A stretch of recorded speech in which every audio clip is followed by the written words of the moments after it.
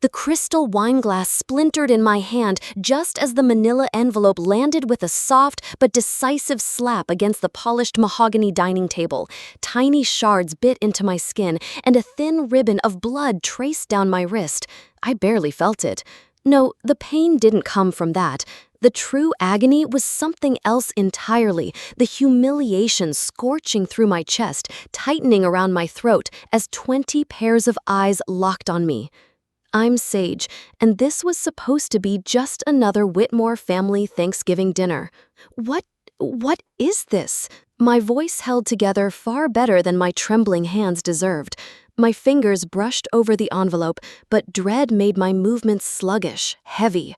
"Divorce papers," Graham said. His tone was flat, cold, practiced.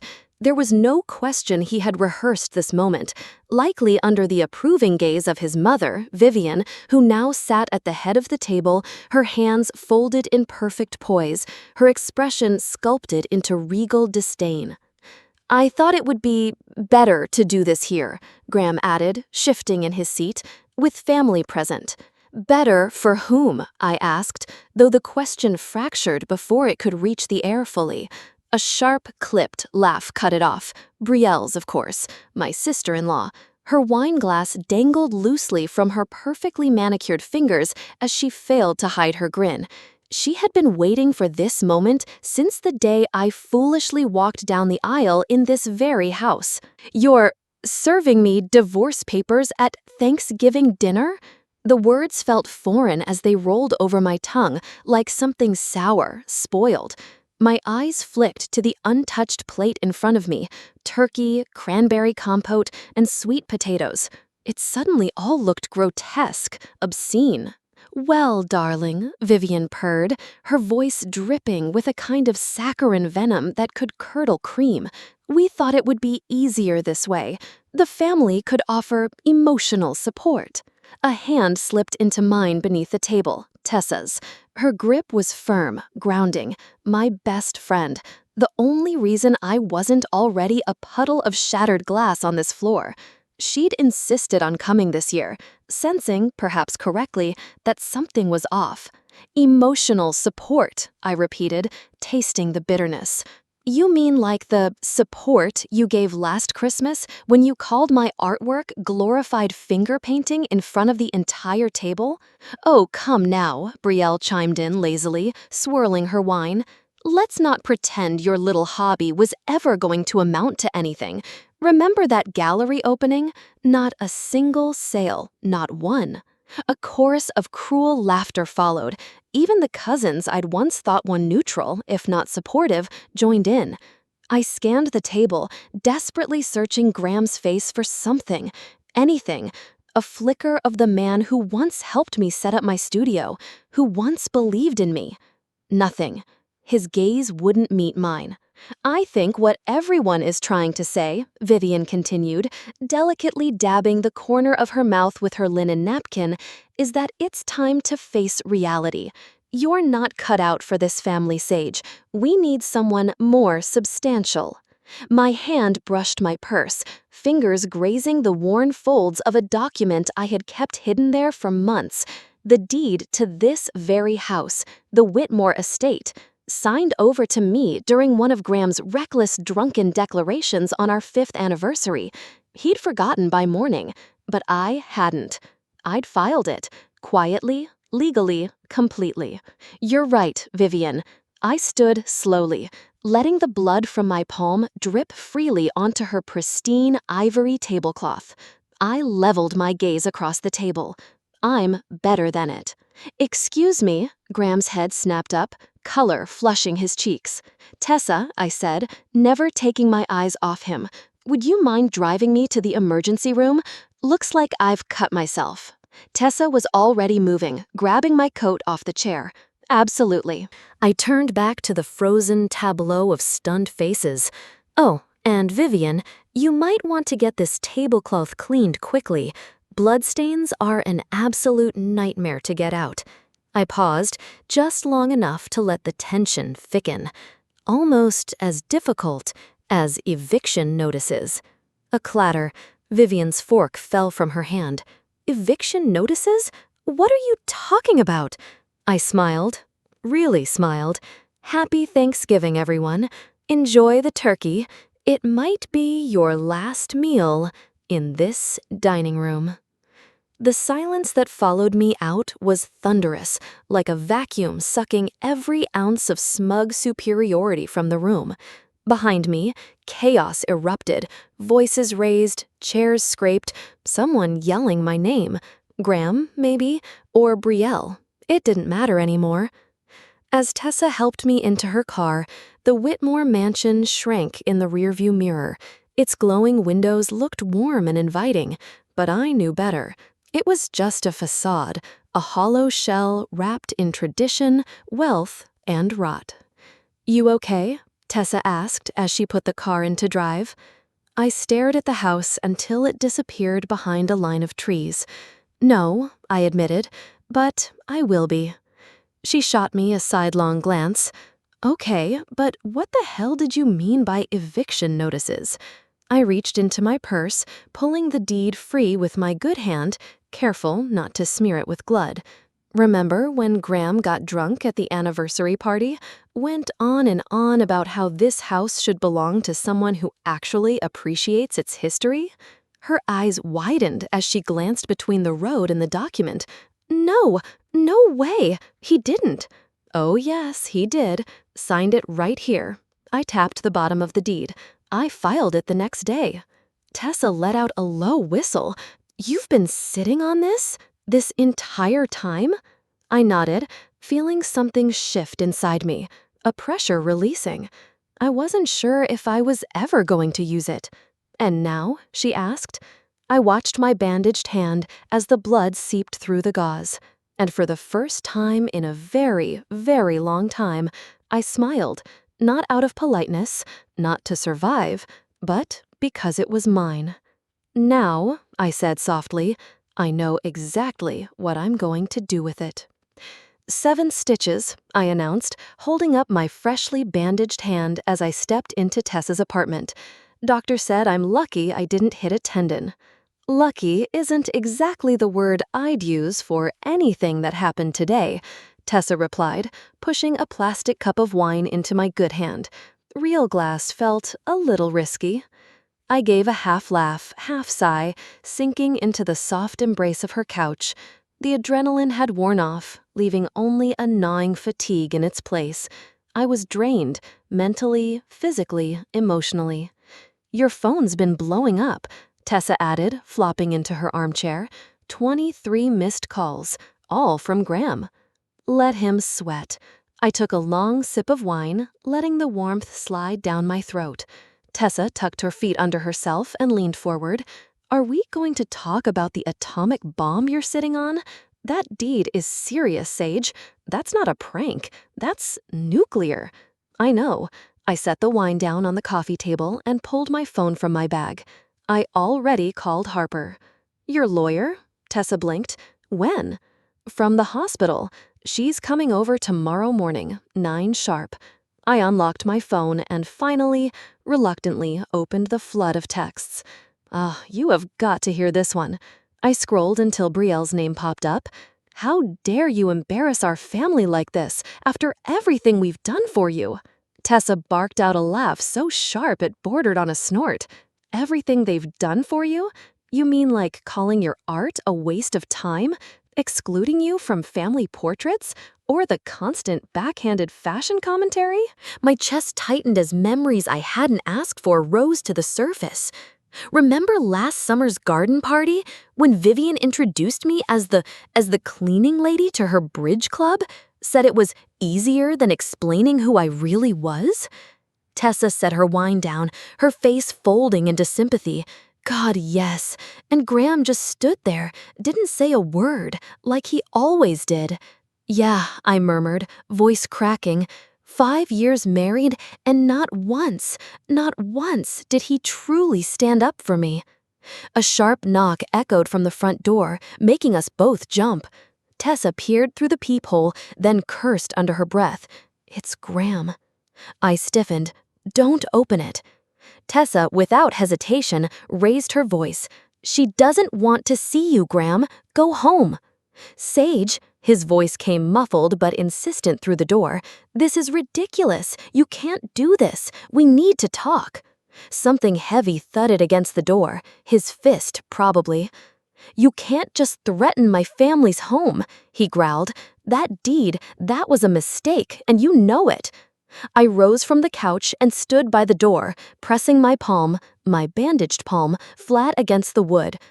A mistake, I said, loud enough for him to hear, like serving me divorce papers at Thanksgiving dinner?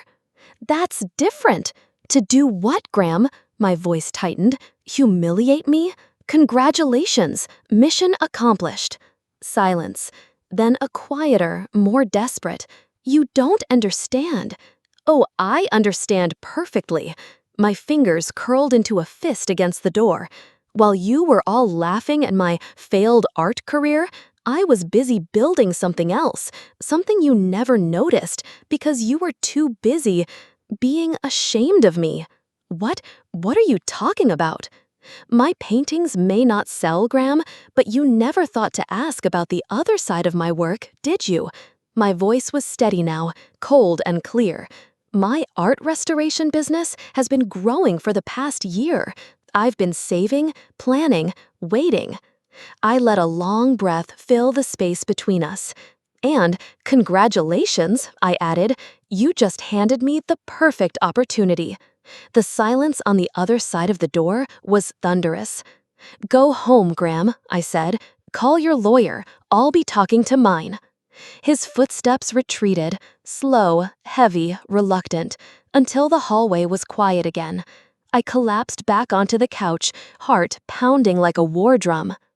Art restoration business? Tessa asked, eyebrows raised nearly to her hairline.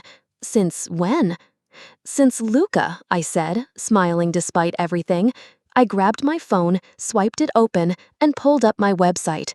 My old professor, remember him? He's been mentoring me for over a year. Tessa leaned over my shoulder as I scrolled through. Holy, Sage, these are incredible. I had no idea. Neither did they. None of them cared to look. I set the phone down, jaw tightening. They were so determined to see me as a failure, they never noticed I was quietly building something that mattered. Tessa tapped the screen. You're restoring antique paintings. Look at these before and after photos. Sage, this isn't just good. This is museum-level good. I shrugged. Rich people will pay a fortune to have family heirlooms restored. Luca has more work than he can handle. He's been passing me clients. My phone buzzed. A text from Harper. Got your message, reviewed the deed, it's ironclad. Meeting tomorrow at 9 to discuss your options. Tessa read over my shoulder. What exactly are you planning? I stood and walked to the window, looking out at the city glowing against the night sky. That house has always been a symbol of everything I'm not, everything they said I couldn't be. So, I turned back to her, a slow smile spreading. I'm going to turn it into exactly what I am. Tessa blinked. What, like an art gallery? I nodded. Not just a gallery, a restoration studio, a place where broken things get a second chance, where the past gets brought back to life. She let out a low whistle. They are going to fight you. You know that, right? Let them. I raised my hand, flexing my stitched fingers. They've already drawn first blood. Now it's my turn. My phone buzzed again. Vivian. You ungrateful little nobody. You have no idea what you're getting into. I grinned, showing Tessa the message. She let out a long, slow whistle. Girl. Yeah, I said, typing back a response. Actually, Vivian, I do. See you in court. Then I blocked her number. And for the first time since that envelope landed on the table, I felt truly, utterly free. Luca's atelier smelled like linseed oil, aged wood, and possibility.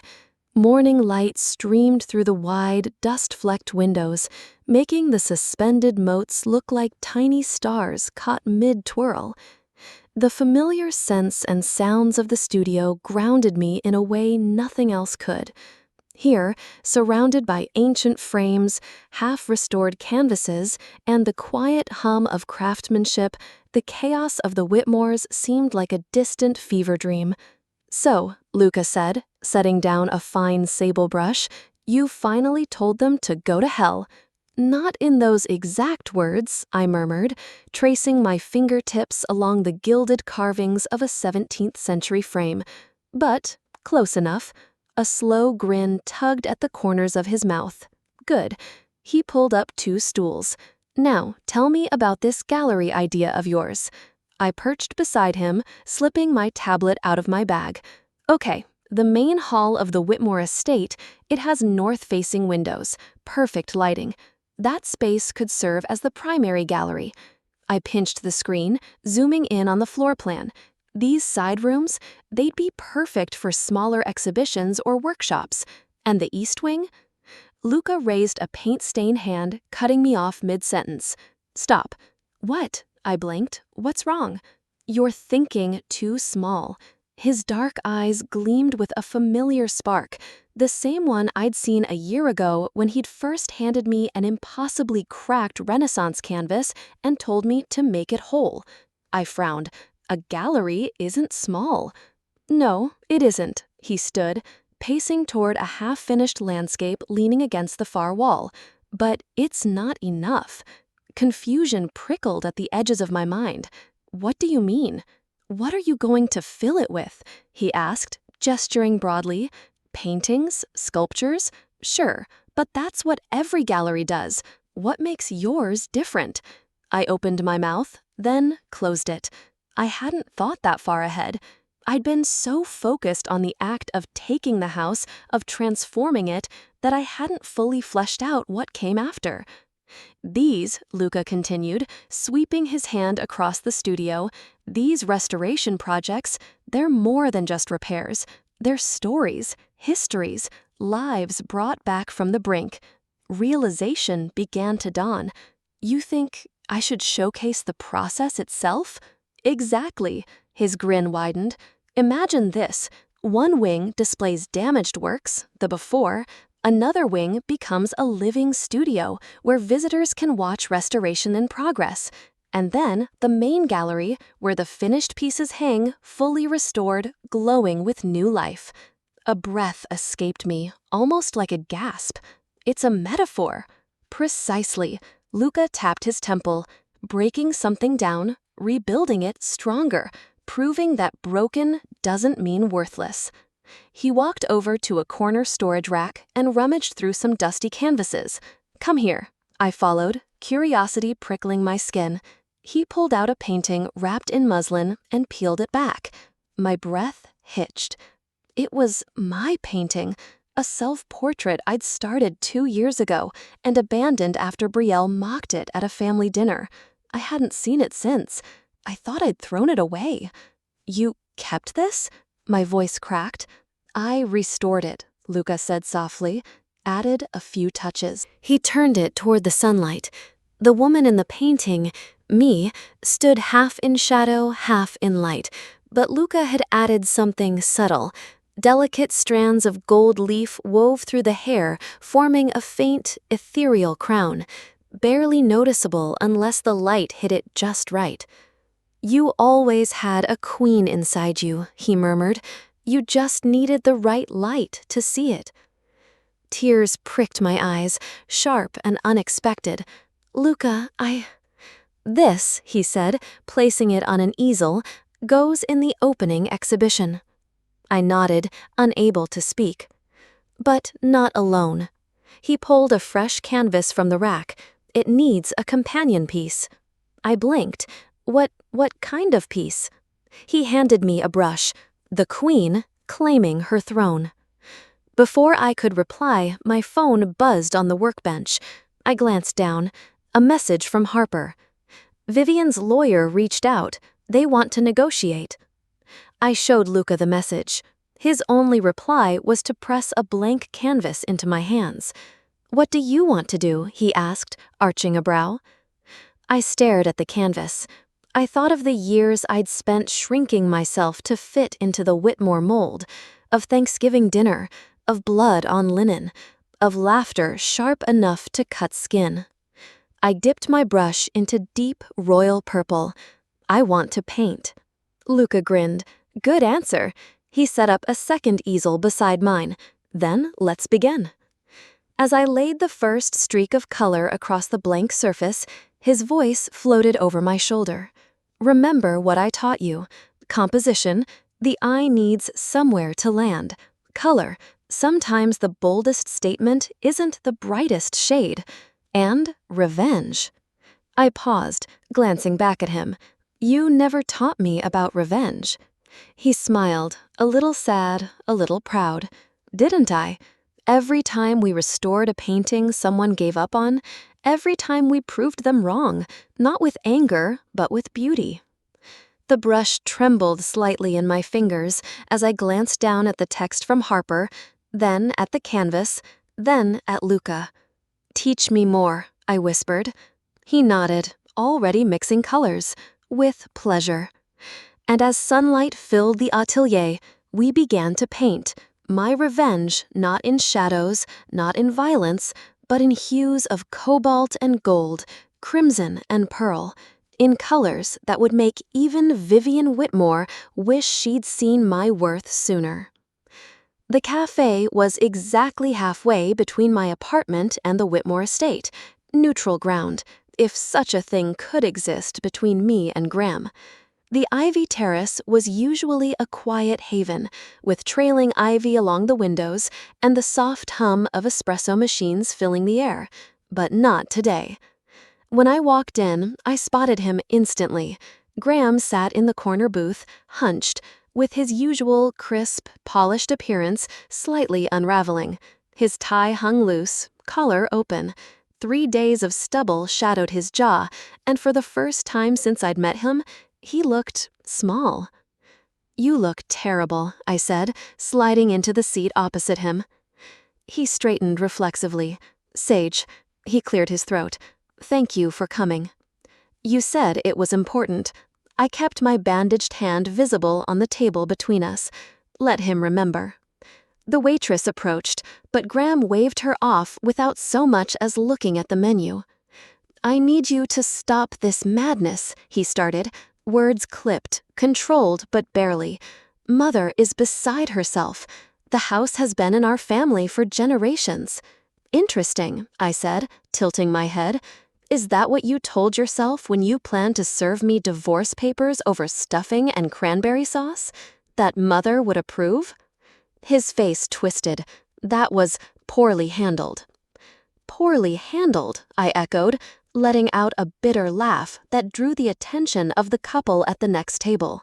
You humiliated me, Graham, in front of everyone. They laughed, while I was bleeding. He swallowed, but didn't deny it. I never meant, he faltered. It wasn't supposed to be something I fought back against? I cut him off. Something where I didn't roll over and play the disappointment you and your family always thought I was? He reached out, hand halfway across the table as if to grab mine, but I pulled back sharply, curling my fingers into a fist in my lap. I have an offer, he said, switching gears so fast it was almost dizzying. The family, we're willing to buy the house from you. Name your price. And there it was, the Whitmore's family motto in action. Throw money at the problem until it goes away. I leaned back, folding my arms. Not interested. Sage, be reasonable. Reasonable? I laughed again, sharper this time. What exactly is reasonable to you, Graham? Selling it back so you can pretend none of this ever happened? So Brielle and your mother can sweep me out like dust under the rug? So Thanksgiving dinner can go back to turkey and passive-aggressive comments without blood on the lemons? His jaw tightened. What are you going to do with a house like that anyway? Turn it into, what, an art space? Exactly. I pulled my tablet from my bag and opened the floor plans Luca had helped mock up. The main hall becomes the gallery. The east wing will house the restoration studio. The west wing... Stop. Gran scrubbed a hand over his face. This is ridiculous. You can't just... Can't what? Succeed? Create something meaningful? Or is it that you can't stand the idea of me turning your precious family estate into something with actual purpose? His mouth opened, then closed. No answer. Mother will never allow this, he said instead, leaning forward, desperate now. You don't understand. There are traditions. I stood, slowly, letting the weight of my decision settle between us like a heavy curtain. Mother doesn't have a choice. Neither do you. Graham's hand shot out, gripping my wrist, his fingers pressing just above the bandage. His voice softened, almost pleading. Wait, please, there's something else. I stayed standing, but didn't yank my arm away. What? He exhaled, deflating like a man slowly realizing he's already lost the war. Brielle's pregnant. The words hit like a slap. She and her husband were supposed to move into the estate next month, he continued, avoiding my gaze. It's tradition. The next generation is raised there. My throat tightened, but not with regret, no. It was fury. Brielle, the woman who had spent 5 years mocking every breath I took, was about to have everything she ever wanted. The house, the legacy, the crown she thought was hers by birthright. That, I said quietly, is not my problem. Sage, please, if not for me, then for who? I snapped, yanking my wrist free. The family that never accepted me? The sister-in-law who called my art pretentious finger painting to my face? Or the mother who pretended I was the housekeeper because she was too embarrassed to introduce me as part of her family? His mouth worked uselessly, searching for something, anything, to say. I'm starting a new tradition, Graham, I said, gathering my things. Being the first person in that house to actually create something real. You're making a mistake, he said as I turned to leave. I paused, glanced over my shoulder. No, Graham, I made a mistake 5 years ago when I married you. His face flushed, but I didn't give him a chance to respond. Oh, and by the way, I added, walking toward the door, you might want to warn Vivian. The contractors start next week. Wouldn't want the sound of demolition ruining her afternoon tea. I stepped into the street, pulling out my phone before I'd even cleared the crosswalk. Dialed Tessa. Well, she answered before it even rang twice. How'd it go? About as well as expected, I said, weaving through the lunchtime crowd. Did you know Brielle's pregnant? What? No, you're kidding. Nope. And apparently I'm ruining some grand family tradition by refusing to let them raise the next generation of Whitmores in that house. So, what are you going to do? I stopped at a red light, watching people rush past, huddled in coats, bustling through their day as if the world hadn't just shifted on its axis. I'm going to create something beautiful in that house, something that lasts. And maybe, just maybe, years from now, Brielle's kid will walk into my gallery and realize that there's more to life than inheritance and appearances. You know they're going to fight you, Tessa warned. Good, I smiled, glancing down at my bandaged hand. The best art never comes easy. My phone buzzed again, a text from Luca. Started working on the crown piece. Come see. I quickened my steps, feeling lighter. Time to make some art, I told Tessa. Give 'em hell. I grinned. No, I'm going to give them beauty. And that, I knew, would hurt them even more. The sound of power tools echoed through the Whitmore estate, reverberating against walls that once housed only whispered judgment and cold silences. Where Vivian's beloved formal dining room had once stood, stripped wallpaper exposed the bones of the house, cracked plaster, bare floors, and beams that hadn't seen daylight in a century. In the center of the room, standing among ladders, drop cloths, and tangled cords, was my easel, my canvas, my future. The lighting system should be fully installed by Friday, the contractor said, tapping something into his tablet. Gallery rails are going up as soon as we finish patching these walls. Perfect. I stepped over an extension cord to inspect the northern wall. Make sure the track lighting is angled to avoid glare. I want natural shadows, not harsh spots. He nodded, scribbling notes. And the security system? State of the art. Nobody's getting in here unless you say so. Before I could respond, a commotion erupted outside. Raised voices, someone gesturing wildly at the front gate. Speaking of security, the contractor muttered. I sighed, already knowing who it was before I glanced through the tall window. Vivian, storming toward the gate like an indignant duchess deprived of her crown, waving her handbag like a weapon. Her voice, even muffled by glass, was unmistakable, sharp as shattered porcelain. I headed for the door. "Excuse me," I told the contractor. "This'll only take a minute." Outside, Dante now, my hired security, stood firm, arms crossed over his broad chest, refusing to open the gate despite Vivian's barrage of shrieks. "This is outrageous!" she bellowed, face flushed, hair pinned so tightly it looked painful. "Not your home anymore," I said, stepping forward. "And his name is Dante. He's ex-military. I suggest you show him some respect." Her mouth opened, then snapped shut. Her eyes darted behind me, taking in the sight of workers hauling out rolls of her precious floral wallpaper and tossing them, unfolded, unsentimental, into the back of a dumpster. "You're destroying everything," she hissed. "Do you have any idea what you're doing to this family?" "Actually," I said calmly, "I do." I pointed to the dumpster. "I'm giving this house a purpose, something more meaningful than hosting your toxic dinner parties and gossiping about whose trust fund is the largest. How dare you?" "No, Vivian, how dare you?" I took a step closer, enough that she had to physically lean back. For 5 years, I tried to be good enough. I smiled through every insult.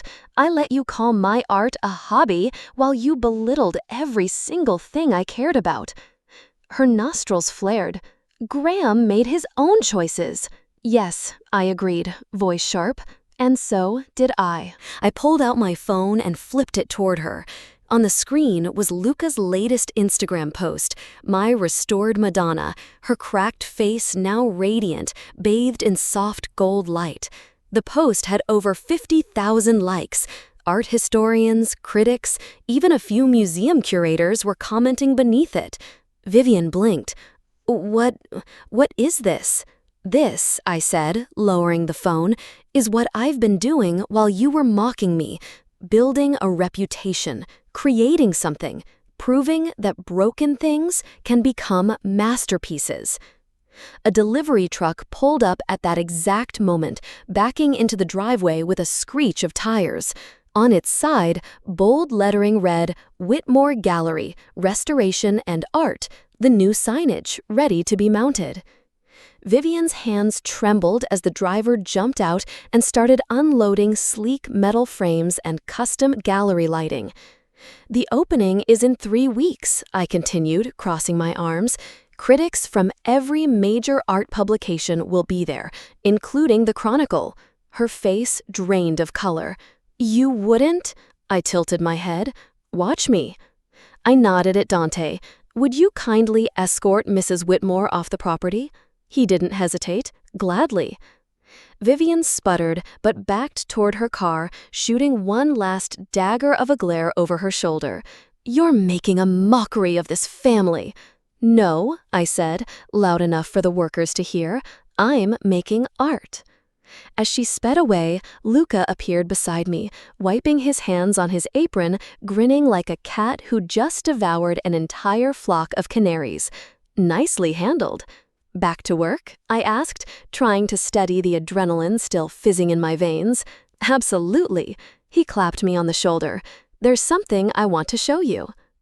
Inside the main gallery space, I stood before my centerpiece, a massive triptych that would dominate the north wall. The left panel was finished, a hyper-realistic painting of a shattered wine glass, drops of crimson wine suspended mid-fall, catching the light like rubies. The center panel was halfway done, a chaotic whirl of dark colors, broken shapes, jagged edges. It was grief, rage, chaos made visible. The right panel remained blank, pure white, untouched. I can't figure out how to end it, I admitted, chewing my thumbnail. It doesn't feel finished. Because it's not, Luca said simply. You're still living it. A sudden crash echoed from the foyer. We rushed out, finding a gilded frame splintered on the floor.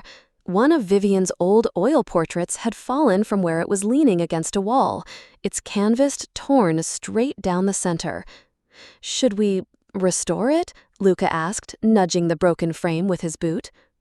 I stared at it for a long moment, running my fingers along the fractured gold trim. No, I said, voice quiet but firm. This one stays broken. He arched an eyebrow. Why? Because sometimes we need reminders of what we're leaving behind. I propped it against the corner near my supplies, a visual contrast between the past and the future. 3 weeks, Luca mused, stepping back. Think you'll be ready? I dipped my brush into a color that sat somewhere between dawn and firelight. I already am. They just don't know it yet. Turning back to the blank panel, I finally saw how it should end, not with ruin, not with revenge, but with transformation, with broken glass becoming a prism, scattering light in all directions. And as the workers resumed their symphony of drills, hammers, and laughter, I bent over my canvas, ready to finish the story they thought would break me. Opening night. The Whitmore Gallery, once a suffocating monument to old money and stale traditions, now hummed with life. Warm light from newly installed chandeliers cast soft glows over the exposed brick walls and polished floors. The air buzzed with laughter, clinking glasses, and the subtle undertone of curiosity, the kind that only an art gallery on its debut night could create. Guests filtered in, their footsteps echoing softly as they moved from room to room, pausing before each carefully restored piece. Some whispered about brushstrokes. Others examined the transitions between damaged and repaired sections, marveling at how restoration itself had become part of the art. "Is that the director from the Horizon Gallery?" Tessa whispered, nudging me with a grin. "And oh my God, over there, the critic from the Chronicle." I adjusted the collar of my black silk dress, purchased not with Graham's money, but with my own. Restoration money, honest money, my money. "Focus," I said, forcing myself to breathe evenly. "Any sign of the Whitmores?" Tessa scanned the room, then stopped. "Scratch that. Vivian just walked in, and oh, she brought backup." Sure enough, there was Vivian, sweeping through the entrance like a storm cloud in funeral black. Her lips were painted crimson, a bold choice, perhaps to distract from the tight set of her jaw. Flanking her were Graham and Brielle. Brielle's baby bump was visible beneath her fitted crimson dress, though her expression was anything but maternal. "Deep breath," Luca murmured, appearing at my side with a champagne flute. "Remember, this is your night." I watched as Vivian's eyes darted around, taking in the clean gallery walls, the frames hanging where her dusty oil portraits once lived, the bustling crowd, the laughter. She blinked like someone expecting to step into familiar territory, only to realize the floor plan had been rewritten. Gone were her velvet drapes, gone was her antique wallpaper. In its place stood something alive, something breathing, something new. "Ladies and gentlemen," Luca's voice carried across the space, warm but commanding. "If I could have your attention, please." The crowd quieted, a ripple of anticipation moving through them as heads turned toward the small platform near the main gallery wall. "It's time for our artist to say a few words," Luca said, offering me a smile and a subtle nod. "Sage, the floor is yours." I stepped up, heart pounding, not with fear, but with something else, something bigger. Purpose. "Thank you," I began, my voice surprisingly steady. "Thank you all for coming tonight." I glanced around, letting my gaze rest deliberately, just for a second, on Vivian, then Brielle, then Graham. This house has a long history. For generations, it stood as a symbol of legacy, inheritance, and expectations. But tonight, I gestured to the walls around us. It begins a new chapter. Murmurs of agreement. Several critics were scribbling in notebooks or tapping away on their phones. Every piece you see here tells a story of transformation, of taking something broken and making it not just whole again, but better, stronger, more true. I paused, letting the words settle. And now, I continued, I'd like to unveil the centerpiece of tonight's exhibition. Two assistants stepped forward, grabbed the edges of a heavy black cloth, and pulled it down. A collective gasp echoed through the room. The triptych dominated the far wall. The left panel showed a shattered wine glass, blood-red wine suspended mid-spill, droplets floating like stars in the void. The center panel was chaos incarnate, dark, swirling brushstrokes, broken frames painted into the negative space, jagged lines of pain, grief, and betrayal. But the right panel was breathtaking. A prism. Thousands of shards of broken glass, each painted with meticulous precision, refracted light into a kaleidoscope of color. Golds, blues, silvers, purples. Every angle captured something different. Together, the pieces formed not an image of ruin, but a tapestry of transformation. Fragmented, but beautiful. I call it Thanksgiving grace, I said, locking eyes with Vivian. The critic from the Chronicle stepped forward, her glasses catching the gallery lights. "The emotional depth is extraordinary," she murmured. "The movement from destruction to transcendence. Sage, can you share what inspired this?" Before I could open my mouth, Vivian's voice sliced through the air like a knife. "I'll tell you what inspired it," she snapped, stepping forward. "Spite. Revenge. This entire spectacle is nothing more than a tantrum from a woman who couldn't accept her place in this family." The room fell deathly silent. All heads swiveled toward her. Cameras turned, phones rose, journalists adjusted their lenses. I waited for the old me to flinch, to fold, to apologize. But she didn't live here anymore. "You're right, Vivian," I said calmly, voice carrying. "This is about not accepting my place." I turned, sweeping my hand toward the triptych. "Because the place you tried to put me in was too small, too narrow, too suffocating." "How dare you?" "No," I said, stepping down from the platform, walking toward her. "How dare you?" Vivian's mouth opened, but no sound came. "Look around," I said, my voice low but electric. "Every person in this room sees the beauty I've created. Every critic, every collector, every artist, they all understand what you never could." "And what's that?" Brielle sneered, her voice brittle. "That legacy isn't about preserving the past in amber," I replied. "It's about transforming it into something meaningful, something alive." I pointed back at the triptych. Every broken piece in that painting came from something real. That wine glass from Thanksgiving, the shattered frames you discarded, even the tears you made me shed, they're all there, made beautiful. A ripple of conversation spread. The Chronicle critic was scribbling furiously. Vivian's face had gone utterly pale. Her hands trembled, fingers clenching her handbag like a lifeline. "You think you've won something here?" she spat. "You've destroyed our home." "No," I met her gaze, steady as steel. "I've given it purpose." I turned, lifting a champagne glass from a passing tray. "To new beginnings," I said. Around the room, glasses rose, crystal clinked. The conversation resumed, not with pity, not with scandal, but with admiration, with excitement, with possibility. I watched, breath tight in my chest, as Graham quietly guided Vivian and Brielle toward the door, their exit less a retreat than a defeat.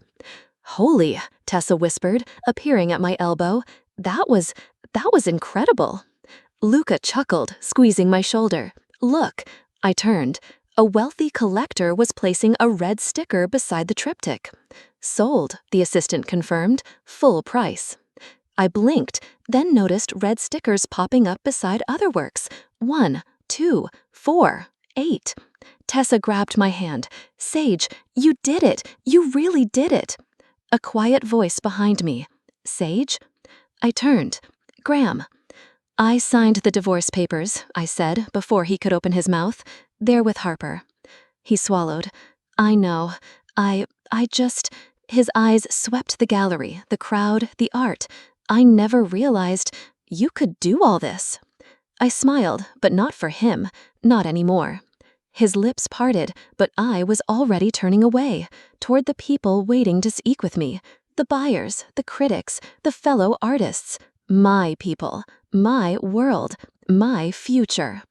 As I crossed the gallery floor, lighter than I had felt in years, I caught sight of the Chronicle critic raising her glass toward me in a silent toast.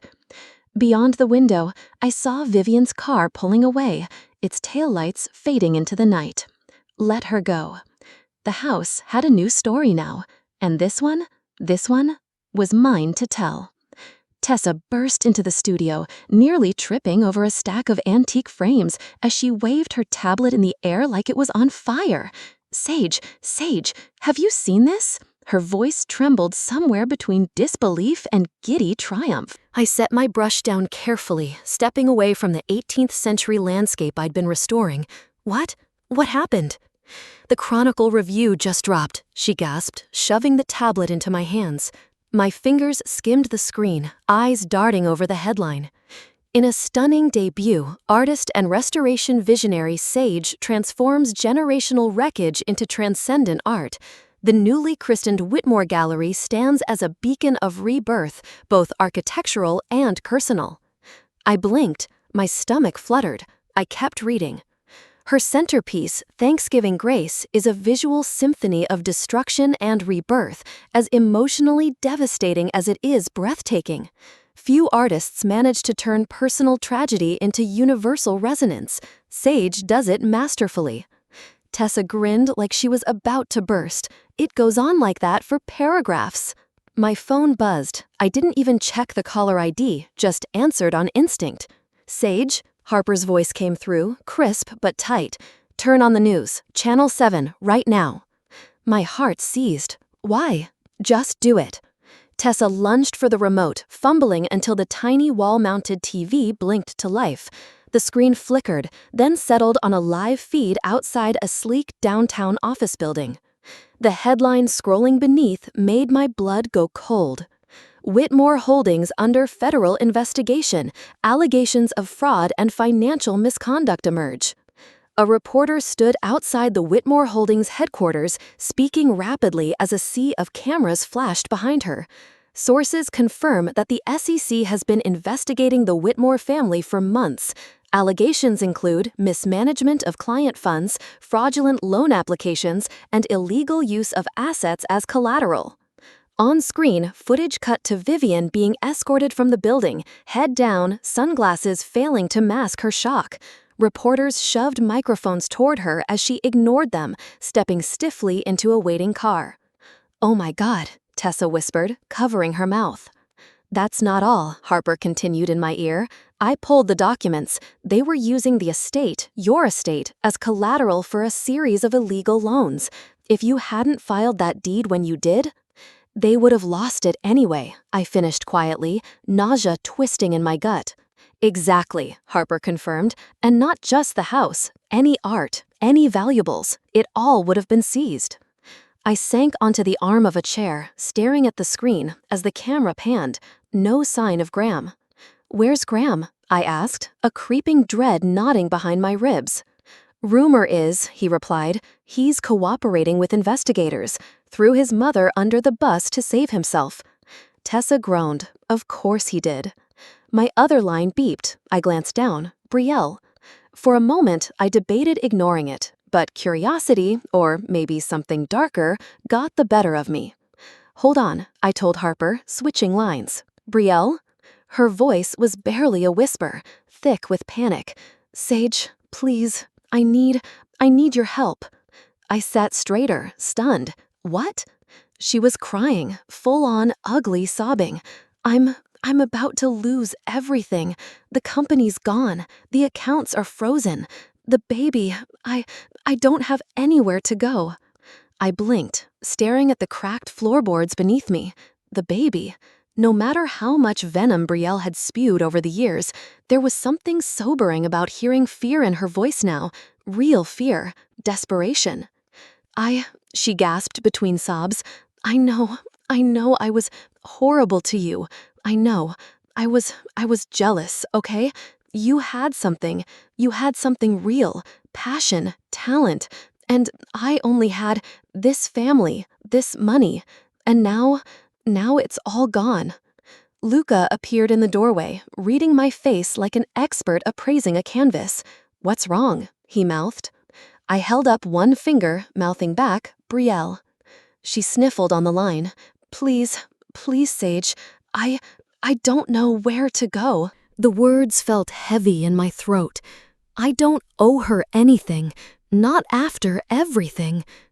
And yet, my eyes flicked toward the back window, toward the small outbuilding at the edge of the property, the old carriage house, once my studio, once my sanctuary, once the only place on that suffocating estate where I could breathe. The carriage house, I said at last. It's small, but it's clean. You can stay there until you figure things out. Silence on the other end. Then, barely audible, Why would you do that? I leaned back, staring at the gilded ceiling molding. Because I'm not you. A long pause, then a broken whisper. Thank you.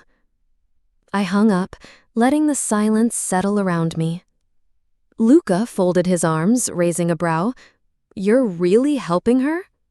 Tessa shook her head, stunned. I honestly didn't see that coming. I stood, walking toward one of the canvases waiting to be cleaned. The carriage house. It's where I became who I really am.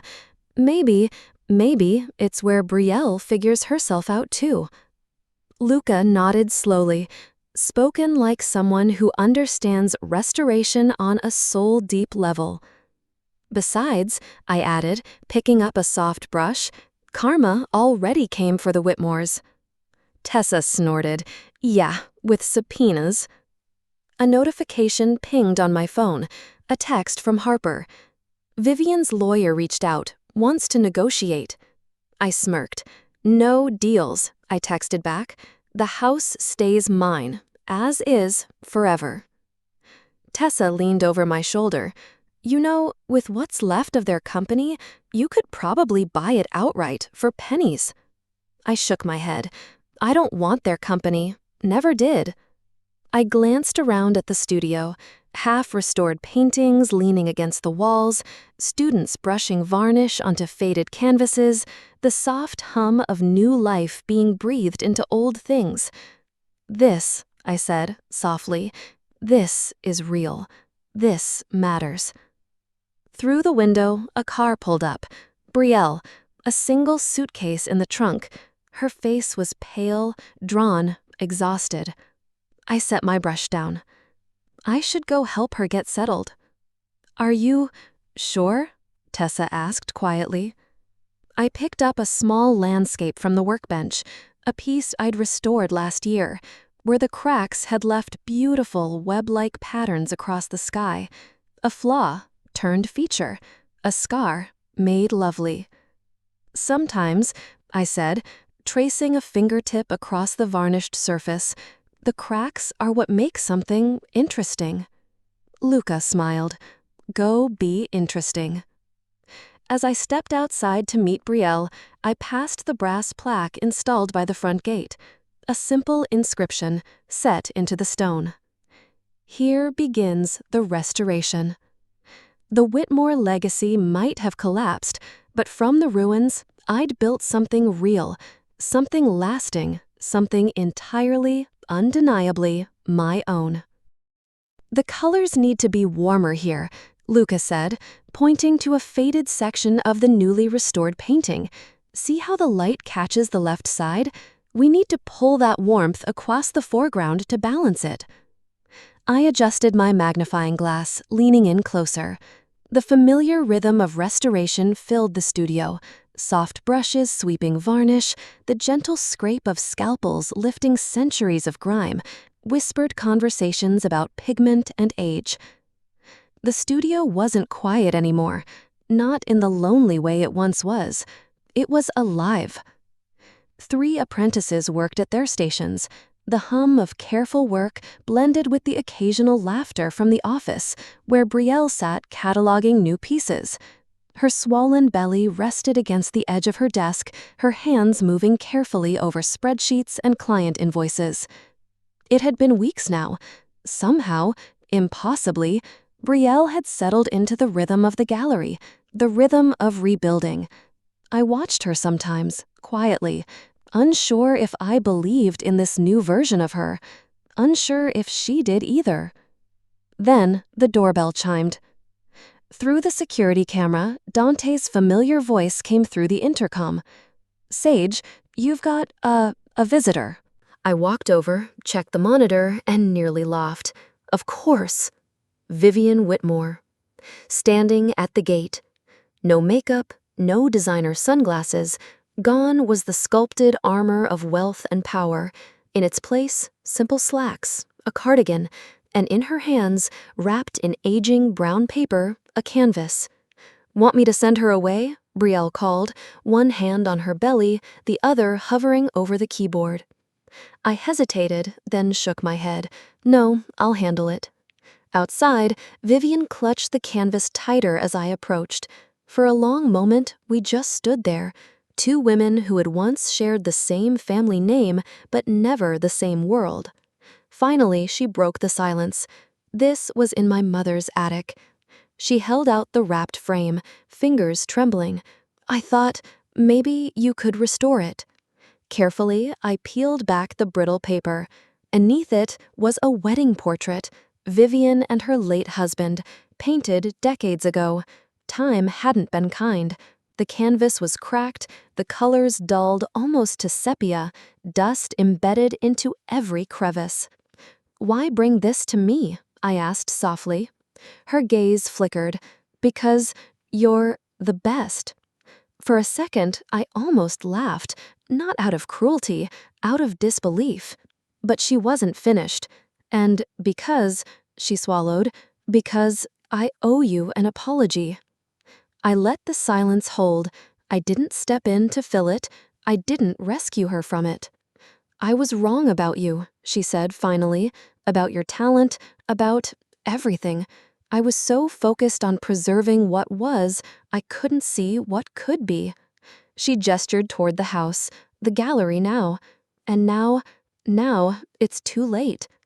I studied the painting in my hands. The cracks told a story. Years of neglect, of being shoved aside, forgotten. But beneath the grime, the brushstrokes were still there, waiting. "It'll take time," I said finally, "a lot of time, and it won't be cheap." "I can pay," she said quickly. I shook my head. "No, you'll work for it." Her eyes widened. "Work?"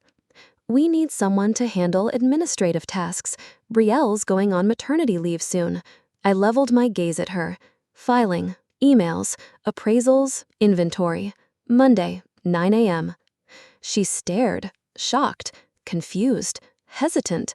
Then, slowly, very slowly, her chin dipped in a single nod.